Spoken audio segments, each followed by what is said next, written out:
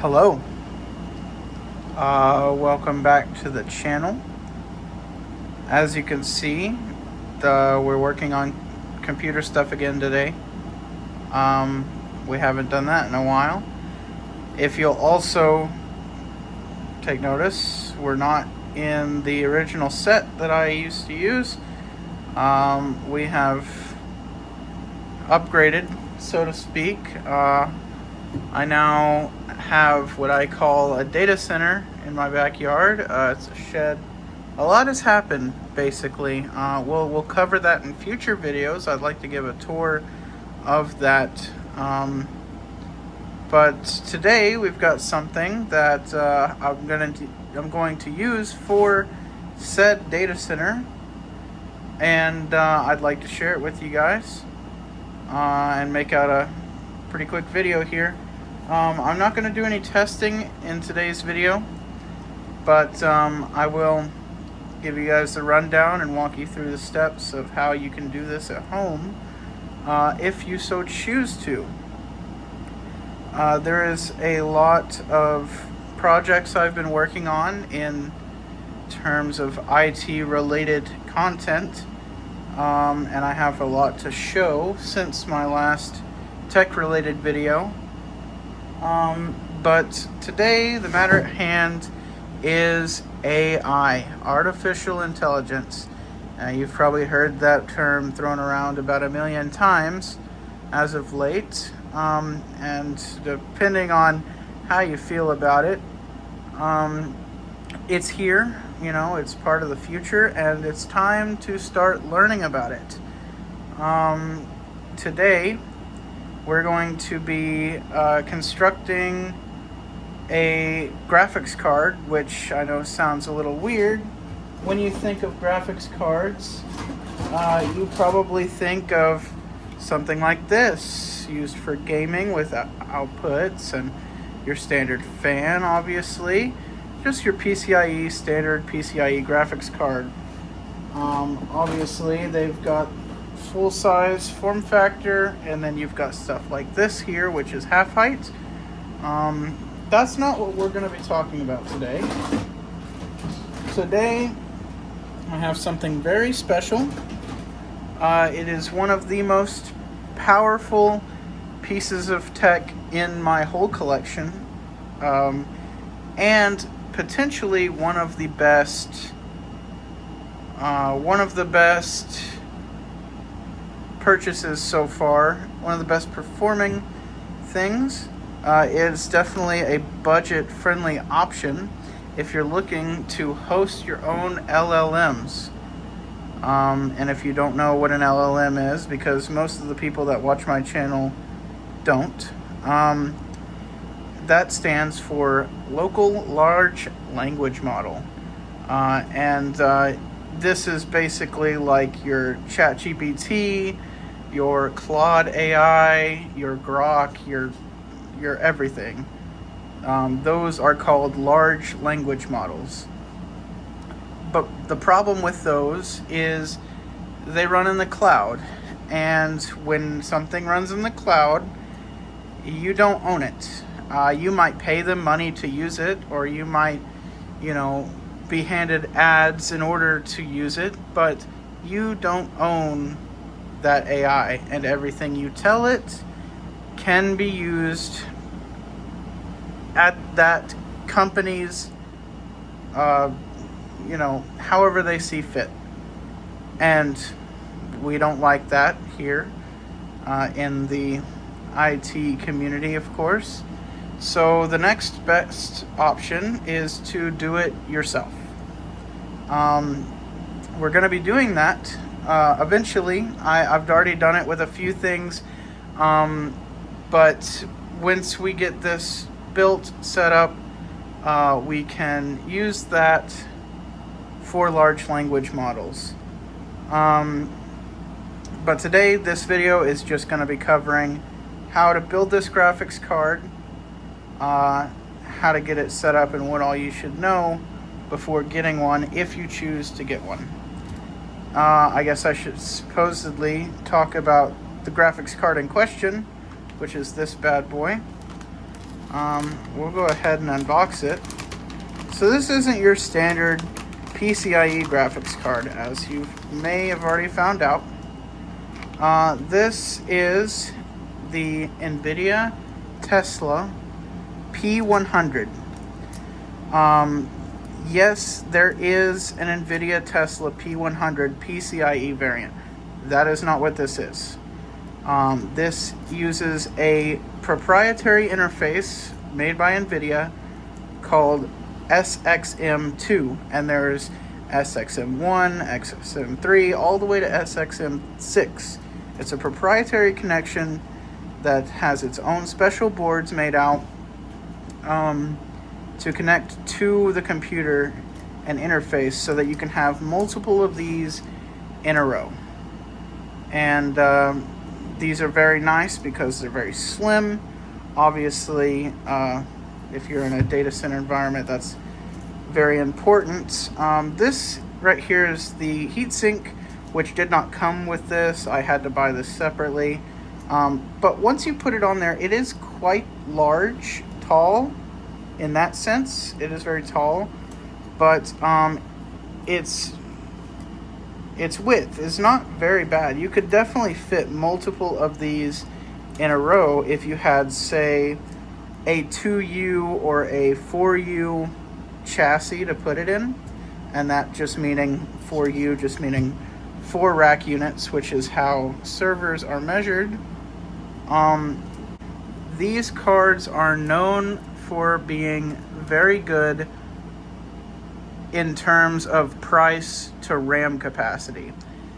And in today's market, where AI is eating up all of this RAM, it's very hard to find something that has fast, reliable RAM at a good budget price. And then that's what this is. So right now, at the time of filming this, you can pick one of these up for about $60 to $75 without the heatsink. And that is very good for what this card can do specifically. Obviously, if you without the heatsink, you'll have to get a heatsink, which I got this from China. You're gonna get most of this stuff from China. This was about $45 shipped from China. Now, that's all fine and dandy, but you may be asking yourself, this does not go into a regular PC. What if I wanted to use this in a standard ATX case? Well, there's a couple of options. They make specialized backplanes for this that you can plug a bunch of these into. I think it holds about 6. Those are very expensive. They're about $500 or so at this given time. Of course, they will go down, and they're on the decline. But I got this from a video by Hardware Haven. You should really check him out. He does a lot of nice budget-friendly home lab setups. Now, this is not the particular graphics processing unit that he reviewed in his video. That was an Nvidia V100. And he got that for $99 with the heatsink. And that is a great price for what he got it at. Of course, he's a very popular YouTuber. The prices almost instantly shot up after that. You can probably find one without the heatsink for $99. That's very, very plausible that you could do that. But then you're, again, $50 cooler, you're going to be $150 in. And in his video, he had this really nice, so to get this SXM2 to a standard ATX case, you're probably seeing this over here, you're going to want an adapter board. Now these are fairly inexpensive right now. In his video, he had this nice black one. It came with an I/O plate. and that was about $100 extra. But this one I picked up for only about $55 or so dollars, shipped from China. Obviously, these are made in China. That's probably not supposed to be there. I doubt that the Nvidia allowed them to do that. But basically what it is, this SXM2 takes, as you can see, there's no power on it like a typical GPU. It takes power in from this side of the pins, and then it has your data on these side of the pins. I would take these covers off, but I've heard they're very fragile and I don't want to damage them yet. This side, however, this side is used for something called NVLink. And NVLink is great for data center GPUs because you can basically combine, in a nutshell, you can combine this one with, I think it's up to 4 other GPUs of this variety to combine all of their compute power. That being said, this P100 is the 16 gigabyte model. That is the lowest in capacity that it can run, but 16 gigabytes for, less than $200 at a performance of around a 3070 12 gig. Obviously, it's a little bit better than the 12 gig because there's more RAM there, but this is much older and cheaper than a 3070 12 gig. It's a much better option. If you want to go that route for cheap VRAM, that's the way to go. There is a 32 gigabyte model. Those are not nearly as cheap as these ones. Right now, these are around the first generation of SXM boards. Obviously, this one in particular is SXM2, but the P100 did release with an SXM variant, the first version. So these are just now hitting the market, just now getting pulled from data centers. So they're relatively reasonable, but not very cheap right now. They will definitely decline later on. The P100 isn't as strong as the V100 that Hardware Haven reviewed, but it is pretty close, and you can't really tell a difference for home lab AI use. So with that being said, I guess we can start to assemble the graphics card. Now you've got this here, this adapter board basically turns the SXM2 slot into power and PCIe. You get a little bit of a latency loss with this adapter, but it's really not nearly as bad as you would be expecting. Now also you notice that there's 2 on the bottom here, 1 here. I already discussed that this is for NVLink. You can't do that over PCIe. So really, to put a slot there is not really worth it. It's not going to do anything. But these are just standard PCIe 4-pin connectors, as you can see.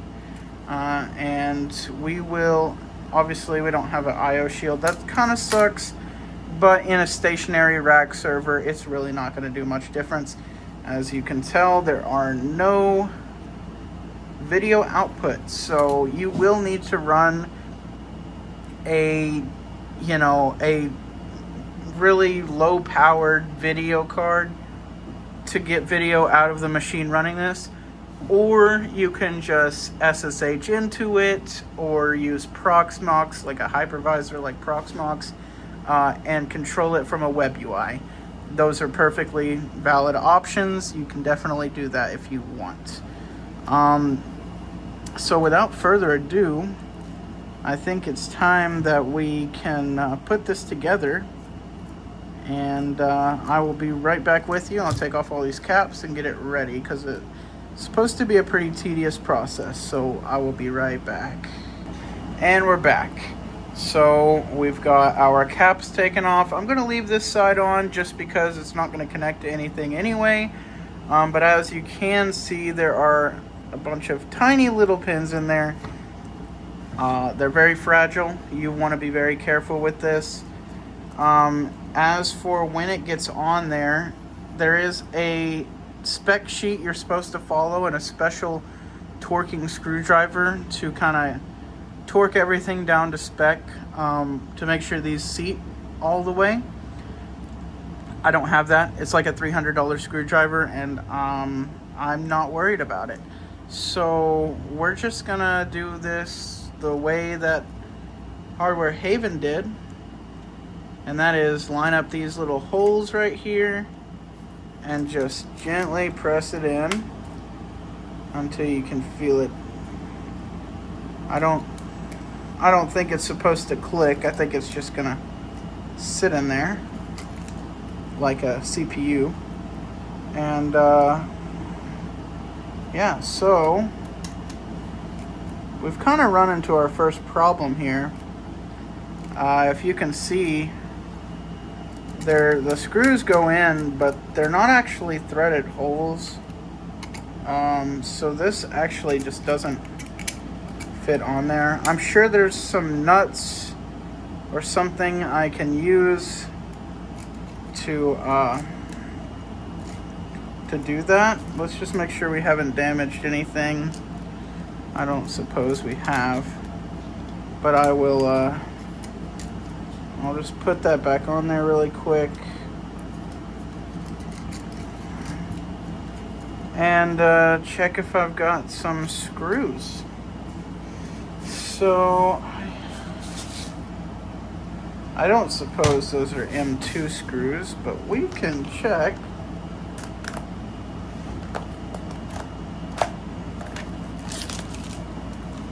I would save you the time and edit it out because we are already 17 minutes in and all I've done has been yapping. But we won't be testing this card like I said in this video. I just wanted to show you guys what I was working on and seeing what we're going with there. Yeah, these are way too small. Good to know. So we're not gonna worry about that. I think what I'm gonna do is by the time you see the video of me testing it, I will have put nuts in there. But for right now, I think what we're gonna do is just put some thermal paste on there and screw that down. Yeah. So we'll try that. Let's do it. This is the thermal paste that came with it. I would use my regular thermal paste, but since this came with it, I might as well. This is a big die, so you're gonna want a lot of thermal paste. This thing gets very, very hot. Obviously, there's no fan attached to it, so it literally only survives based on your case's airflow. And in here, this shed is not very good. So I want to make sure this has got enough thermal resistance that it can transfer all the heat to this big copper block. So I'm going to start by just putting a glob there, a glob there, a glob there, a glob there. And then I want to connect them like an X.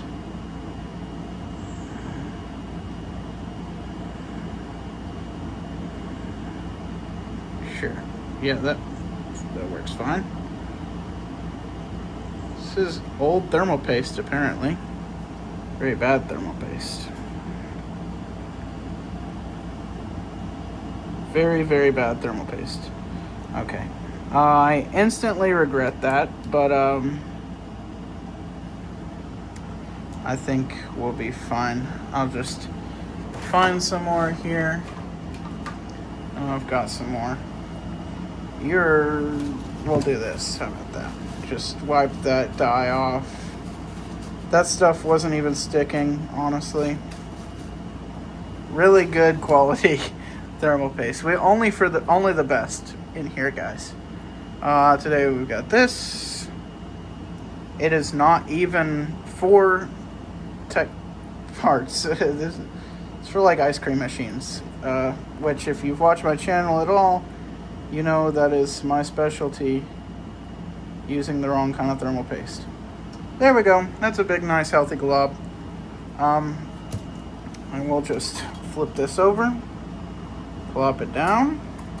And there are thermal pads beneath this from the original owner for the VRAM, which is nice because I don't have that, so it's nice that somebody's looking out for my hardware.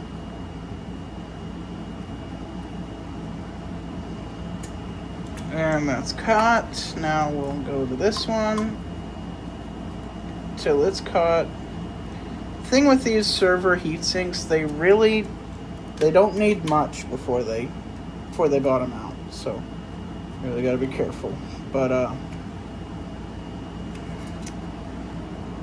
yeah, that's our heatsink on. Obviously, you know, our pins aren't gonna fully line up, or fully snap in, which that kind of sucks. I will definitely get some spots. And if you'll look, not even all of these pins are being used. They're just kind of blanked out right there, which is this is just a very basic adapter. So that just goes to show it's only going to get cheaper, obviously. But yeah, that's the Nvidia P100. I will be releasing a video shortly reviewing its performance, and also be looking forward to some videos coming out of my data center tour, because that is coming soon. I've got a lot to show. I have done a lot in my hiatus from making YouTube videos. So we're in deep now, guys. But I will catch you all in the next one.